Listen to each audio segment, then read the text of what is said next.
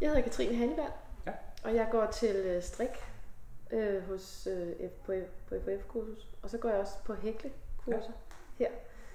Så jeg øver mig meget. Jeg kan blive rigtig god til at strikke.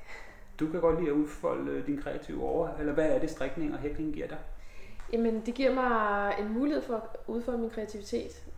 Professionelt laver jeg tøj, så jeg er tøjdesigner. Ja. Så jeg lærer en masse teknikker og øvelser. Øver mig i at lave nogle spændende nye måder at gøre tingene på.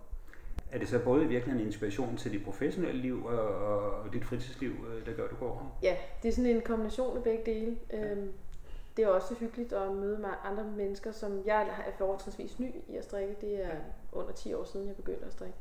Og så er der en masse gamle, garvede strikker med på holdet, som vi lærer rigtig meget af hinanden. Det er rigtig hyggeligt.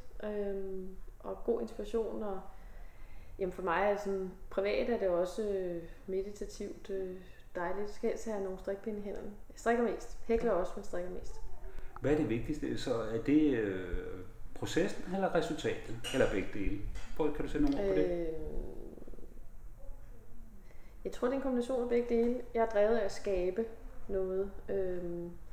Altså jeg får ideen og kan se tingene for mig sådan i mit indre billede. Og så vil jeg gerne udføre det i livet. Det sværeste er at få det lavet helt færdigt. Ja. Så i virkeligheden er det nok processen.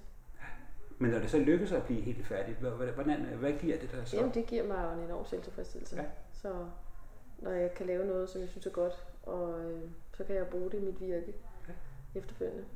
Det lyder også som om, at du så skaber noget, der er dit eget, altså som er unikt faktisk. Giver det også en særlig tilfredsstillelse? Jeg laver i hvert fald stort set altid om på opskrifterne. Ja.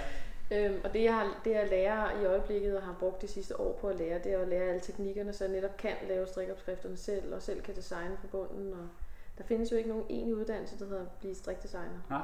Så det gælder om at rage til sig af gode kurser rundt omkring, blandt andet her hos FHF. Så det er rigtig fint.